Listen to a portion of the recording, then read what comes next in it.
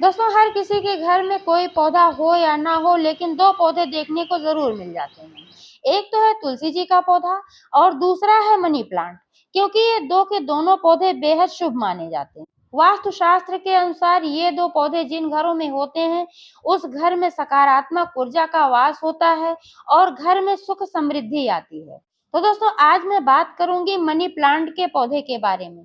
क्योंकि क्या होता है, कई बार आप लोग मनी प्लांट का पौधा लगा तो लेते हैं, लेकिन आपको ये जानकारी नहीं होती है कि इस पौधे को घर के किस दिशा में रखना है और कौन सी ऐसी गलतियां हैं जिनको करने से परिणाम उल्टा हो सकता है। अगर मनी प्लांट की ग्रोथ नहीं हो रही है तो कौन सा फर्टिलाइजर देना है। आज मैं एक ऐसा फर्टिलाइजर शेयर करने वाली हूँ जिसके इस्तेमाल से मनी प्लांट की पत्तियां चमकदार होंगी, बड़ी होंगी और पौधा हरा भरा होगा।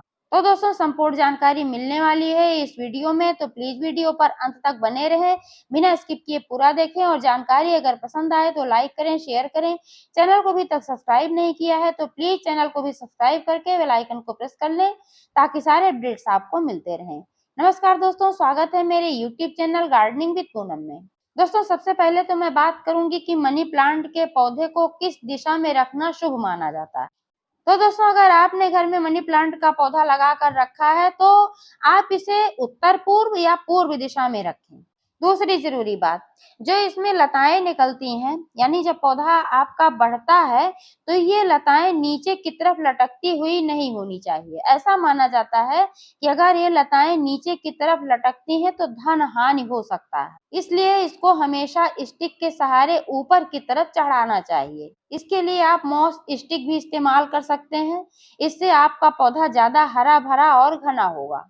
इसकी लताएं काफी लंबी होती हैं, आप देख पा रहे हैं मेरे पौधे में भी काफी लंबी हो गई हैं और समय अभाव के कारण इसकी मैं कटाई छटाई नहीं कर पाई थी, तो ऐसे ही मैंने इसमें लपेट दिया था।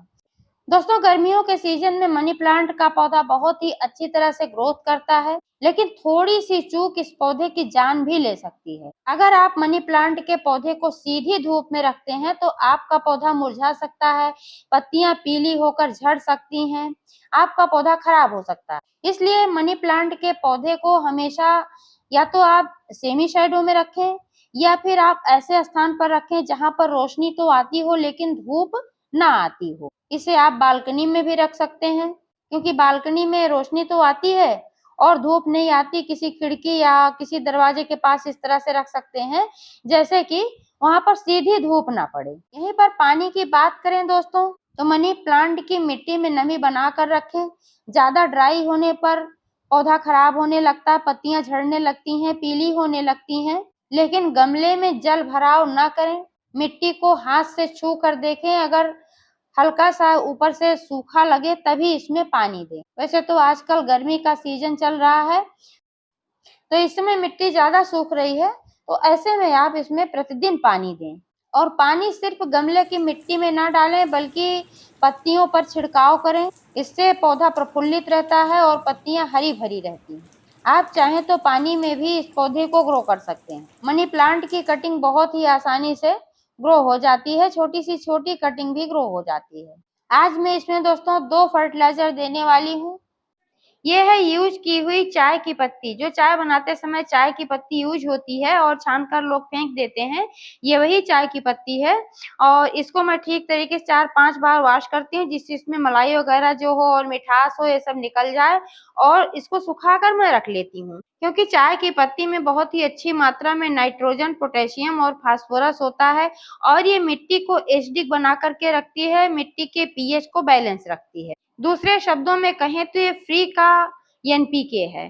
तो सबसे पहले मैं इसी का इस्तेमाल करने वाली हूँ दोस्तों। मात्रा की बात करें, क्योंकि ये चाय की पत्ती यूज की हुई है तो इसमें पोषक तत्व थोड़ा कम हो जाते हैं, तो इसको ज्यादा मात्रा में आप इस्तेमाल कर सकते हैं। 4-5 चम्मच तक इतने बड़े कंटेनर के लिए इस्तेमाल कर सकते हैं। लेकिन दोस्तों, अगर आप फ्रेश चाय की पत्ती का इस्तेमाल कर रहे हैं तो ज्यादा से ज्यादा आधा से पौना चम्मच ही इस्तेमाल करें, क्योंकि ज्यादा मात्रा में अगर आप चाय की पत्ती का इस्तेमाल करते हैं तो पौधा खराब हो सकता है। चाय की पत्ती को गमले में चारों तरफ ऐसे ही बिखेर देना है और निकाली हुई जो मिट्टी है वापस से इसमें फिल कर देना है।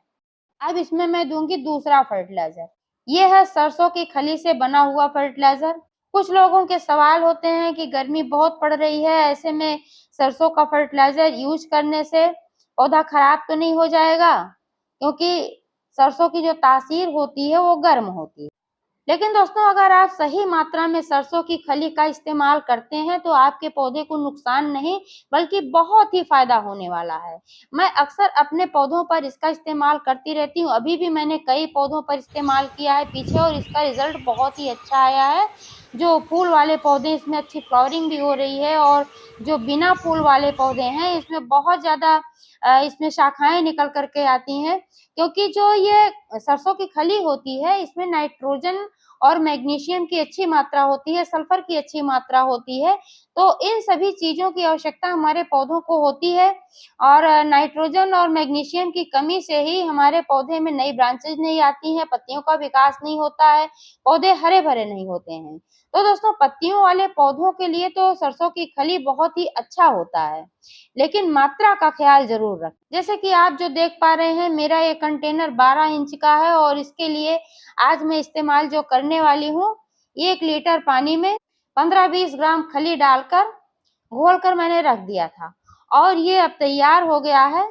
इसमें थोड़ा सा और पानी डालकर इसको डाइल्यूट करके इसमें डालना है, क्योंकि मिट्टी ड्राई है तो इसमें थोड़ा ज्यादा पानी की भी जरूरत होगी। सिर्फ 1 लीटर पानी में ही इसमें काम नहीं चलने वाला है। तो दोस्तों, इस तरह से आप अपने मनी प्लांट की केयर करेंगे, ऐसे सही स्थान पर रखेंगे, तो आपके घर में मनी प्लांट का पौधा शुभता लेकर के आएगा। जानकारी कैसी लगी कमेंट करके अवश्य बताइएगा। पूरा वीडियो देखने के लिए बहुत बहुत धन्यवाद।